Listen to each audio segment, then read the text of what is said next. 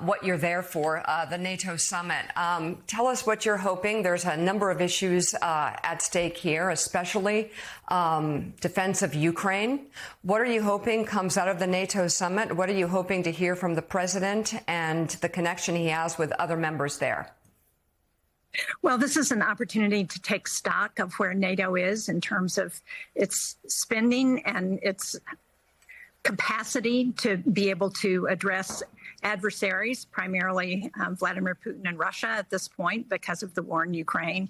And it's a good news story with respect to spending. All 32 NATO allies are at 2% of GDP, which was the threshold that has been set. Now, the goal is to get to 5% of GDP, and there are a number of nations that are well on their way. 7 at this point are over 3%.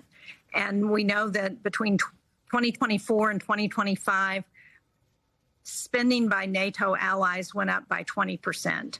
So that's good news. Now, obviously, there are some differences of opinion that need to be addressed, and I hope that there's going to be a very strong statement of support and strong work for Ukraine coming out of this summit. I had the opportunity to go with the bipartisan, bicameral delegation that's here from Congress. We were in Wiesbaden, Germany yesterday. We had a chance to be briefed by both by Commander Buzzard, who's been working with Ukraine, the Ukraine Defense Group, and General Donahue, who is the head of the NATO operations here in Europe right now. And we saw the very good work that's going on in support of NATO. And I hope that that's going to continue as the result of this summit, because the most important message coming out of Ankara is for our adversaries to understand that the NATO allies are united, that we are working together, we are working to address threats, and the only countries, the only leaders who benefit by a message coming out of this summit that the NATO allies are divided are Vladimir Putin in Russia, President Xi in China, North Korea, and Iran. So it's very important for us to point out that any differences we have are being worked out amicably, and we are the strongest security alliance in history. Senator, as you've been speaking, we've watched President Trump descend the steps of Air Force One, that new one, the gift from the Qataris, and greeted at the bottom of the staircase by President Erdogan of Turkey, a very friendly greeting there before he moves in for these talks. You have been an advocate through these last several years, especially when the relationship with NATO has been so under strain, an advocate for these strong ties with our European allies, for funding of Ukraine. Is that a message that you think Donald Trump, the President of the United States, will come around to as he sees perhaps Russia not faring as well, not looking as strong as it once did? Do you believe that the relationship with NATO, one, can be repaired, and number two, that Ukraine will get the support it needs to ultimately either end the war or get a deal that is agreeable to that country? Well, I think it's positive that President Trump is here. Obviously, he will be part of any discussions that come out of this summit. And it comes on the heels of the G7, where the communique coming out of that conference of strong Western allies was the support for Ukraine, and President Trump signed that statement. So it is in the interest of the transatlantic alliance, of the United States, of democracies everywhere to see Ukraine successful.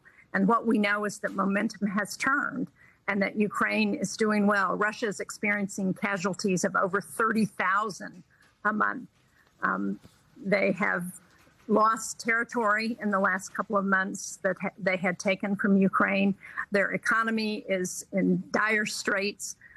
Ukraine last night just hit a target, an oil target, 2,000 kilometers into Russia.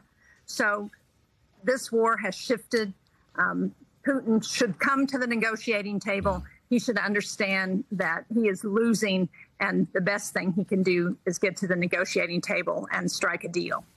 All right, Senator, we know you've got to get inside to some of those meetings. Ranking member of the Senate Foreign Relations Committee, Democratic Senator Jeanne Shaheen of New York, joining us live this morning from Turkey. Thank you. Of New Hampshire, excuse me. Thank you for joining us this morning. We appreciate it.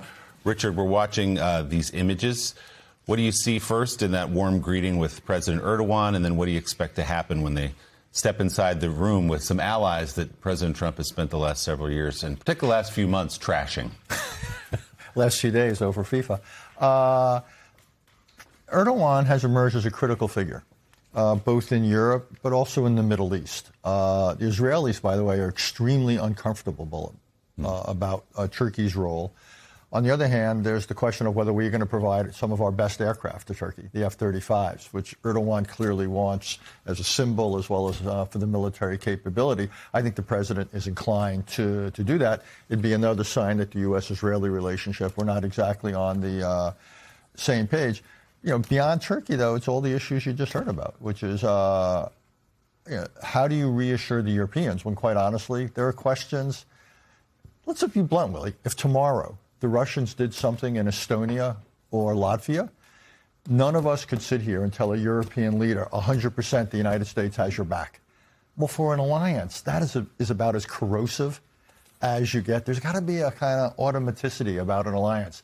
That is no longer there. It's suddenly become conditional. Then, sure, there's all the other issues. The president's unhappy. I think what the Europeans ought to do is make good on some kind of a proposal to do something in the Strait of Hormuz, if conditions allow, just to begin to put the war behind us. I think that would be helpful. They've got to get serious about European defense effort. It doesn't make sense for there's 32 members of NATO.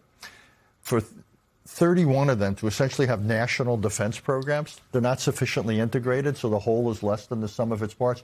There's lots of things the Europeans should do. Other than just spend more, they should spend smart. They've got to build a European defense industry.